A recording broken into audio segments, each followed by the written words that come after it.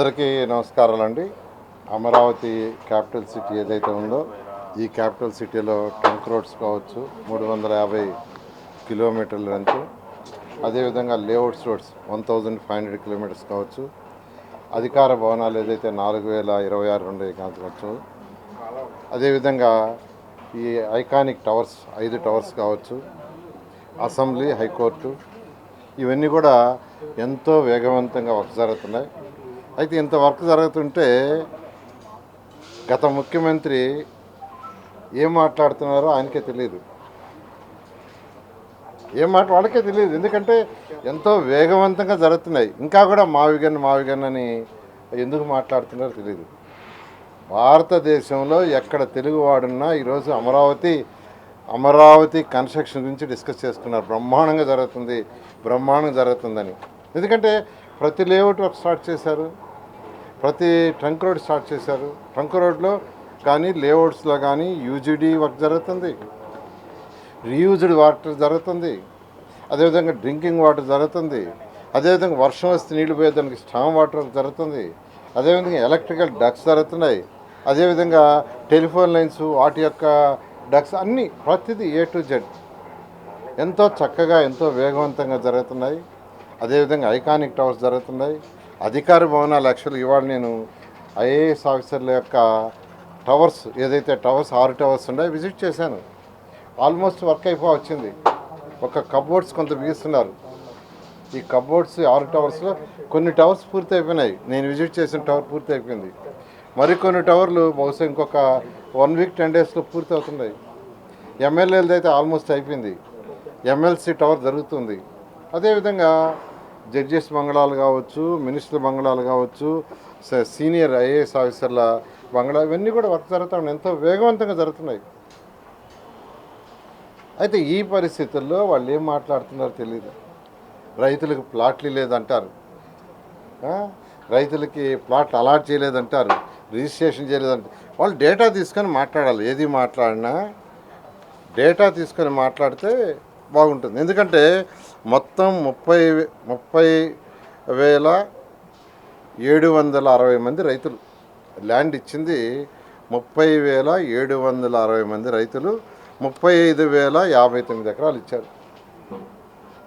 30,760 మంది రైతులు ఇస్తే వాళ్ళలో 30,079 మంది రైతులకి ప్లాట్లు అలాట్ చేసాం. ఎన్ని ఎకరాలు చేసాం? 34,535 ఎకరాలు. అంటే 98.6% ల్యాండ్ని అలాట్ చేసాం, ప్లాట్లు అలాట్ చేసాం. ఇంకా చేయాల్సింది 30,760లో 681 మంది రైతులకు మాత్రమే 524 ఎకరాలు అలాట్ చేయాలి. అది కూడా ఎందుకు డిలే అవుతుందంటే కారణం CRDA కాదు, ఆ యొక్క ఫ్యామిలీ డిస్ప్యూట్స్ ఉన్నాయి, కోర్టులకు పోయి ఉండారు. కొందరు చనిపోతే 9.14 ఇచ్చిన తర్వాత వాళ్ళ వారసులు ఎవరు ఉండారో వాళ్ళు సర్టిఫికెట్ ఇవ్వాలా. కొన్ని లంక భూమి విషయంలో యాక్చువల్గా కలెక్టర్ గారికి పరిశీలి చేస్తున్నారు. క్లారిటీ అడిగాము. ఆ క్లారిటీ రాగానే ఆ లంక భూములు కూడా చేస్తాం. అవి 111 ఎకరాలే. ఈ విధంగా ఎవరైతే ల్యాండ్ ఇచ్చారో వాళ్ళందరికీ అలాట్ చేసాం. ఏ ప్రాబ్లం లేకుండా అలాట్ చేయడానికి ఉండేది కేవలం 66 మంది రైతులు, 175 ఎకరాలు. 15 రోజులకు ఒక రోజు CRDA చేస్తుంది. వీళ్ళు కూడా రీసెంట్గా ఇచ్చినాడు. ఈ 66 మంది రైతులు 175 ఏదైతే ఎకరాలు ఇచ్చారో రీసెంట్గా ఇచ్చినాడు. అంతకుముందు ఇచ్చినాడు అందరికీ చేసాం. వాళ్ళ మధ్య డిస్ప్యూటు, వాళ్ళ తల్లిదండ్రులు ఎవరైనా చనిపోతే వాళ్ళ వారసులకు రావాలంటే వారసుల మధ్య డిస్ప్యూట్ ఉంటే ఆ క్లారిటీ, కోర్టు కేసులు క్లారిటీ వస్తే కూడా చేస్తాం. ఈ రోజుకి యాజ్ ఇట్ ఈజ్గా అమరావతి క్యాపిటల్ సిటీలో వాళ్ళ మధ్య డిస్ప్యూట్ లేకుండా, ఏ ప్రాబ్లం లేకుండా అలాట్ చేయాల్సింది 66 మంది రైతులకి 175 ఎకరాలు మాత్రమే. It is a very clear. అదేవిధంగా ప్లాట్లు అలాట్మెంట్ తీసుకుంటే 63,342 ప్లాట్లు కమర్షియల్ కానీ రెసిడెన్షియల్ కానీ అలాట్ చేసాం. ఇంకా కేవలం అలాట్ చేయాల్సింది ఒక రిజిస్ట్రేషన్ 63,342 ప్లాట్లకి రిజిస్ట్రేషన్ అయిపోయింది. చేయాల్సింది పెండింగ్ ఉండేది 7,482. అది దానికి అరేంజ్ చేసాం. అయితే అవి కూడా ఏంటంటే అలాట్ చేసిన తర్వాత వాళ్ళ మధ్య డిస్ప్యూట్స్ ఉండటం, లేదా అలాట్ చేసిన తర్వాత రిజిస్ట్రేషన్ చేయాలంటే ఏమైనా చనిపోతే వారసుల మధ్య డిస్ప్యూట్స్, ఇలాంటి డిస్ప్యూట్స్ రిజిస్ట్రేషన్ చేయడానికి రెడీగా ఉండారు. ఎటువంటి ఇదే లేదు. అలాట్ చేయాల్సింది కేవలం ఒక 175 ఎకరాలు. అది కూడా రీసెంట్గా ఇచ్చినాడు. అది కూడా 15 రోజుల వరకు చేస్తున్నారు. దాని మీద ఏం మాట్లాడుతున్నారో తెలియదు. తర్వాత కాస్ట్ అంటారు. కాస్ట్ అంటే హైదరాబాద్లో ఇంత అయింది, ఢిల్లీలో ఇంత అయిందని చెప్తున్నారు. డేటా తీసుకోవాలండి. ఏదో తెలియని డేటాతో మాట్లాడకూడదు. డేటా తీసుకోవాలి. హైదరాబాద్లో 7 లక్షల చదరపు అడుగులకి 615 కోట్లతో టెండర్ పిలిచారు. ఆ తర్వాత ఆ 7 లక్షల్ని 10,34,000 స్క్వేర్ ఫీట్ కన్స్ట్రక్ట్ చేశారు. టెండర్ పిలిచింది 7 లక్షలకే, కానీ డీవియేషన్లో కన్స్ట్రక్షన్ చేయించింది 10,34,000 చదరపు అడుగులు. టెండర్ పిలిచింది 615 కోట్లు, కానీ డీవియేషన్ అన్నీ చేసుకొని పే చేసింది 1,423 కోట్లు. టెండర్ పిలిచింది 615 కోట్లు, పే చేసింది ఫైనల్గా కాంట్రాక్టర్కి 1,423 కోట్లు. అంటే చదరపడుకి 13,768 రూపాయలు అయింది. చదరపడుకి ఫైనల్గా అయింది 13,765 రూపాయలు. ఏ రోజైతే టెండర్ 7 లక్షలు పిలిచారో దాని అమౌంట్ తీసుకొని 7 లక్షలు డివైడ్ చేసి ఇంత అయిందని బయటకు చెప్పారు. తప్పండి, అలా చెప్పకూడదు. ఎప్పుడైనా ఒక వర్క్ పిలిచిన తర్వాత దాని డీవియేషన్స్ ఉంటాయి, అడిషనల్ కన్స్ట్రక్షన్స్ ఉంటాయి, ఎక్స్ట్రా ఐటమ్స్ ఉంటాయి. అవన్నీ కలిసి ఎంత అయిందో చెప్పాలా. ముందేముంది, స్ట్రక్చర్కి కొంత బిల్ చేసేసి స్ట్రక్చర్ అయిన తర్వాత ఎంఈ ఇంకొక టెండర్ పిలిచి, లోపల ఇన్ఫ్రాస్ట్రక్చర్ ఇంకో టెండర్ పిలిచి, ఐటీకి ఇంకొక టెండర్ పిలిస్తే బోలెడంత అవుద్ది. అవన్నీ తీసుకోవాలా. ఈరోజు మేము చెప్తున్నాం ఇక్కడ 15,000 నుంచి 16,000 ఐకానిక్ మౌంట్స్ అవుతాయి స్క్వేర్ ఫీట్కి. ఇవి ఐకానిక్ టవర్స్. మేము దాచటంలా 15,000 నుంచి 16,000 రూపాయల దాకా అవుతాయి. కానీ అక్కడ 13,768 రూపాయలు చదరపు అడిగితే అది చెప్పటంలా. ఫస్ట్లో ఏదైతే టెండర్ పిలిచారో, ఇది కొంత దానికి ఏదో స్ట్రక్చర్కి పిలిచారో దాని మీద చెప్తున్నారు. అదేవిధంగా ఢిల్లీ తీసుకుంటే 6,94,000కి 6,94,000 చదరపు అడుగులకి 862 కోట్లు టెండర్ పిలిచారు వాళ్ళు. తర్వాత డీవియేషన్స్ అన్నీ తీసుకొని ఫైనల్గా పే చేసింది ఎంతంటే 1,174 కోట్లు.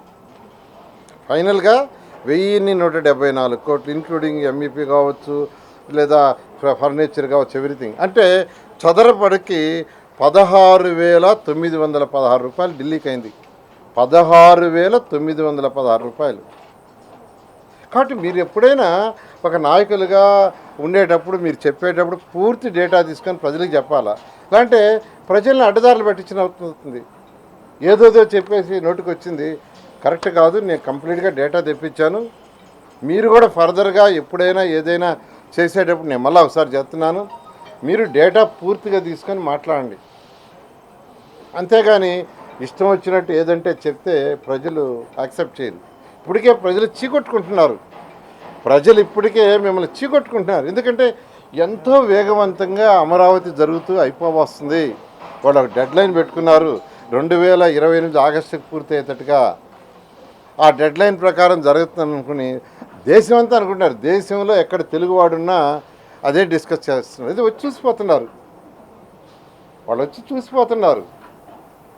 ప్రజలు అంత తెలివి తక్కువ వాళ్ళు కాదండి. మీరు చెప్తే నమ్మటానికి వాళ్ళు వస్తుండారు, కళ్ళతో చూస్తుండారు, చెవులతో వింటున్నారు. మీ ఇష్టం వచ్చినట్టు మాట్లాడక ఏది అయినా ఒకటే చెప్తున్నాను, అమరావతి రాజధాని మీరు ఎన్ని మాటలు నేను చేసినా వన్ ఆఫ్ ది బెస్ట్ రాజధాని, ప్రపంచంలో టాప్ 5 అవుద్ది. ఇక్కడ 5,000 ఎకరాలు ల్యాండ్ పుల్లింగ్ చేసినప్పుడే ఒక మాస్టర్ ప్లాన్గా ఫైనాన్షియల్ ప్లాన్ చేశాం. గౌరవ ముఖ్యమంత్రి గారు చాలా క్లారిటీ ఇచ్చారు. ఈ ప్రాజెక్టులో ఖర్చు పెట్టే ప్రతి పైసా ఈ ప్రాజెక్టు ద్వారానే రావాలి. ఆ విధంగా డైన్ చేయమంటే ఆ రోజు 34,000 ఎకరాల్లో రోడ్లు, డ్రైన్స్, వాటరు, అదేవిధంగా కొన్ని ఇన్స్టిట్యూషన్స్కి అలాట్ చేయగా 5,000 ఎకరాలు మిగిలేటట్టుగా ఇదంతా డెవలప్ అయిన తర్వాత ఒక 3-4 ఇయర్స్ తర్వాత ఆ ల్యాండ్ని ఆక్షన్ వేసి అమ్మితే ఏదైతే మేము అప్పులు తెస్తున్నామో అవన్నీ తీరేటట్టుగా చాలా పక్కాగా చేసాం. 5,000 ఎకరాలు, అది కూడా ఇది డెవలప్డ్ ల్యాండ్. అంటే దానికి మళ్ళీ రోడ్లు డ్రైన్స్ ఉండవు, అన్నీ అయిపోగా మిగిలిన ల్యాండ్, అలాంటి ల్యాండ్ని పెట్టున్నాం. కాబట్టి మీరు ఇంత కోట్లు చేస్తున్నారు, లక్షల కోట్లు, 2 లక్షల కోట్లు అంటారు. మేము ఇచ్చింది 54,000 కోట్లకండి టెండరు ఆల్మోస్ట్. ఇంకా మహా ఉంటే మా ఇంకొక 10,000 కోట్లు ఉంటుంది మ్యాక్సిమం.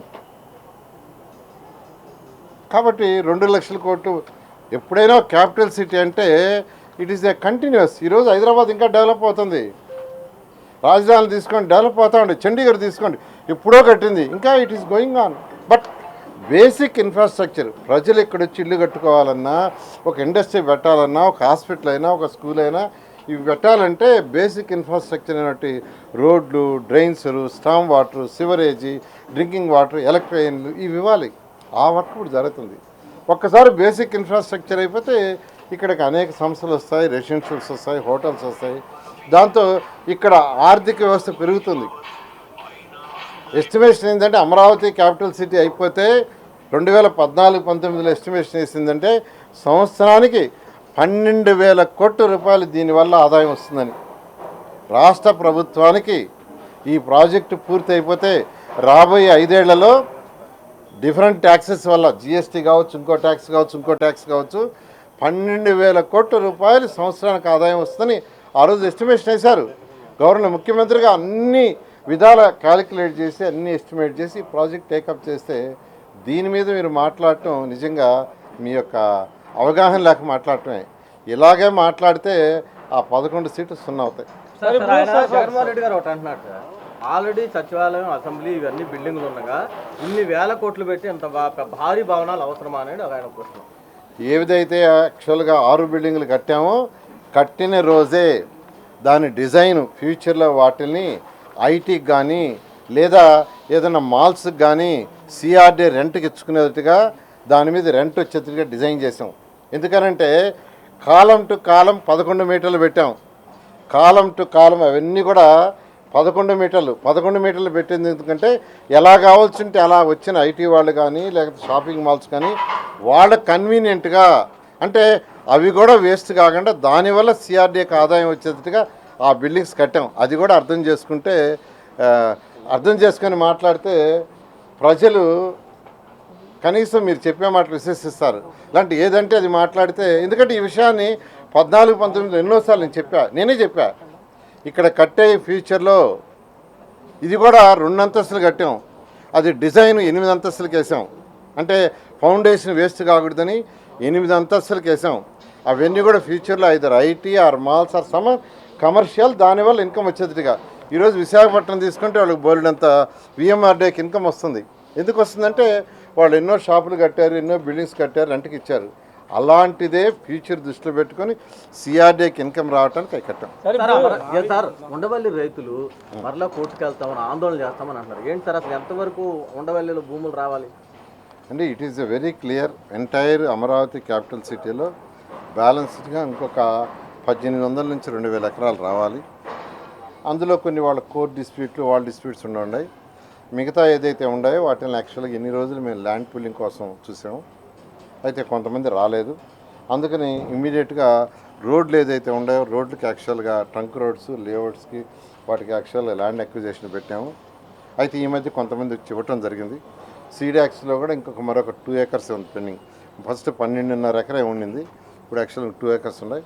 ఈ విధంగా ఈరోజు కూడా అందరు రైతు సోదరులు అడిగేది ఏంటంటే ల్యాండ్ పూలింగ్కి రండి, ల్యాండ్ పూలింగ్ తీసుకోండి అని చెప్తున్నాం. రానప్పుడు ఖచ్చితంగా ల్యాండ్ అక్విజిషన్ ఈరోజు వేసిన ఎస్టిమేషన్ ప్రకారం 15,000 నుంచి 16,000 ఉందండి. యాక్చువల్గా దీనికి ఎస్టిమేషన్ ఇస్తుంది 15,000 నుంచి 16,000. అంటే ఈ కాస్ట్ ఇప్పుడు యాక్చువల్గా పెట్రోల్ ధరలు పెరగటం, ఈ కాస్ట్ వల్ల ఇది 14-19లో కానీ అయిపోయింది ఇంకా చాలా తక్కువ అయిపోయింది, ఇంత కూడా ఉండేది కాదు. ఎందుకంటే ఇప్పుడు ఓవరాల్ కాస్ట్ 22 నుంచి 28% పెరిగింది. స్టీల్ కావచ్చు, సిమెంట్ కావచ్చు, దాన్ని బట్టి పూర్తి అయ్యేటప్పుడు కొంత డీవియేషన్ ఉంటుంది. సార్ ఇప్పుడు ఈ రెండింగ్ ఇచ్చేస్తారు సార్ ఫ్లాట్లు మన ఎమ్మెల్యేలు మంత్రులు. ఎమ్మెల్యేలు మంత్రులన్నీ కూడా యాక్చువల్గా జూన్ నుంచి అయినట్టు జిఐడికి హ్యాండ్ ఓవర్ చేస్తాం. వాళ్ళు కన్వీనియంట్ బట్టి వాళ్ళకి ఉంటుంది. మరి వాళ్ళు ఉంటారా సార్? అంటే వాళ్ళకి కావాల్సిన క్లబ్ హౌస్ కూడా పూర్తి చేస్తున్నాం. వాళ్ళకి కావాల్సిన షాపింగ్ మాల్స్ ఆల్ ఫెసిలిటీతో ఇస్తున్నాం. ఆల్ ఫెసిలిటీ ఇస్తున్నాం కాబట్టి జిఐడికి హ్యాండ్ ఓవర్ చేస్తే జిఐడి వాళ్ళకి ఉంటుంది.